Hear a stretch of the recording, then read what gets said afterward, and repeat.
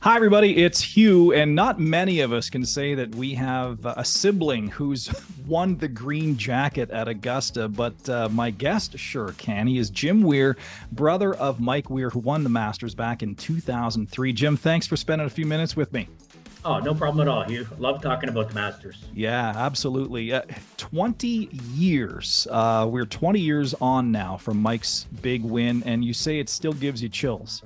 It does. It does. It's something that's always been special. People still ask me, a lot about it and what it was like being down there, and everybody has their moment where they were when he, put the green jacket on, which I think is great. Yeah, it really is one of those kind of landmark moments in Canadian sports. And like you alluded to, everybody kind of remembers where they were. I remember being glued to my couch watching this and watching Mike make clutch putt after clutch putt. It was something to see. So if I were to ask you, I know it's going to be hard to kind of nail down just one, but if I were to ask you what's your favorite memory of that Sunday at Augusta, what would it be? I would say probably going back into the Butler cabin after he won, and kind of it was my dad, Mike, myself. There's a few other people around, some friends, but we just had that moment where we hugging each other, and there was some tears shed, and it was just like, man, oh man, you did this. It's something, I'm 10 years older than Mike, and he's always, on the putting green at Huron Oaks for a putt to win the Masters. It was so just for him to see him fulfill his dreams, it was an incredible moment. Yeah, unbelievable. So let's go back. Let's go back to that entire week. Now, did you stay with Mike that week, or what was the kind of living situation there? No, back in those days, he stayed in a hotel, and then we rented a house. Okay. So there was probably 8, 10 of us at the house. So he would come to our house every evening, have dinner. We had a basketball net, shoot hoops. Just kind of relax a little bit. But then he, 7, 8 o'clock at night after dinner, he'd go back to his hotel. Yeah. And what was his?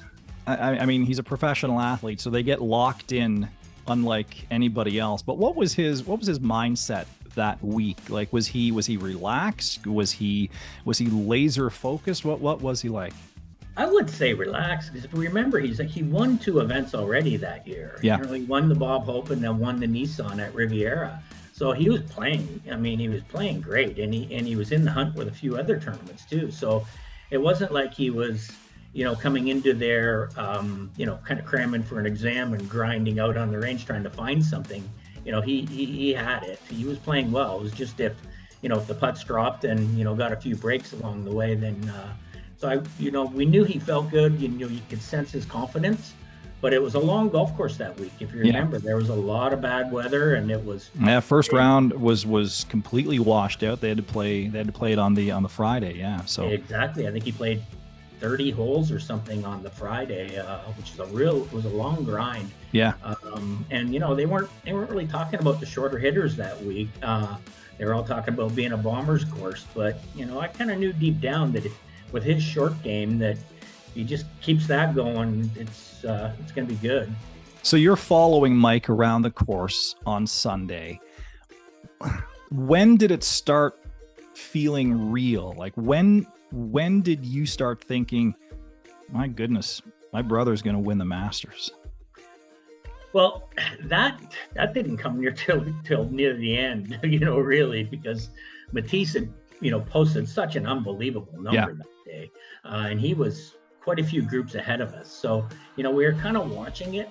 See, like once they say the back 9 on Sunday at Augusta is where it gets exciting, that's a true statement. I think when he made that putt on 13, the par 5, it was a bit of a downhiller. When he made that, the adrenaline was really starting to pump for us. So that's when you knew it was game on. And then he made another big one on 15 too to make birdie. So yeah. But yeah, there was a lot of Canadians there. There was a lot of Canadian media there. I remember, walking with Lauren Rubenstein and kind of couldn't even say much. I was just, kind of look at each other going, oh, don't say it. Like, don't say it. It's like when a pitcher's working on a no-hitter, nobody wants to mention it, right? You don't want to mention it. It's just like one shot at a time. So yeah. Watching those highlights from 2003, Mike was so locked in, and if he was nervous at all, he certainly didn't show it. What were your nerves like following him around? Honestly, you couldn't even breathe. Like, it was that bad. It was a lot of nerves, a lot of stress. Like, I couldn't even eat that morning, to tell you the truth, Sunday morning. And then you remember on Sunday they don't tee up till about 2:00 in the afternoon. So Yep. it was just a stressful day. It's tough watching somebody that you love compete.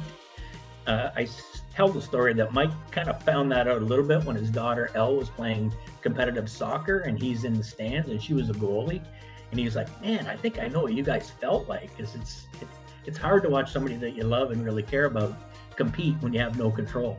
Yeah, I'm sure. I can only imagine what your nerves were like, because my nerves, just watching it, like it was a roller coaster of emotion that day. Yeah. He was in the lead, then he fell out of the lead, then he had to make that clutch putt in 18 just to force the playoff. So the playoff begins, and they both had great tee shots, and then Matisse's second shot ends up behind a tree, and basically that's all she wrote from then. Mike, 2 putts for the victory. What were your thoughts when that final putt went in? Oh, I just exhilaration, it truly was. I took it all in as much as I could, because the crowd was really going crazy. And then, got onto the green and gave Mike a hug with my dad. And it was a roller coaster after that. It was just a lot of things happening. They take us right to the Butler cabin, and then it's just like media, and a lot of things happen really, really quick right then after that's done. But and Tiger's in there too with you, and Tiger's in the Butler cabin too, which is really cool. And it's just a lot of emotion, a lot of tears, just real, distinct proud. Proud of him, that's for sure. Yeah, so when Tiger slips that green jacket on, it's such an iconic photograph. And what did Mike say to you right after, or in the Butler cabin, that maybe no one's heard before? Like, what, just brother to brother, what did he say to you?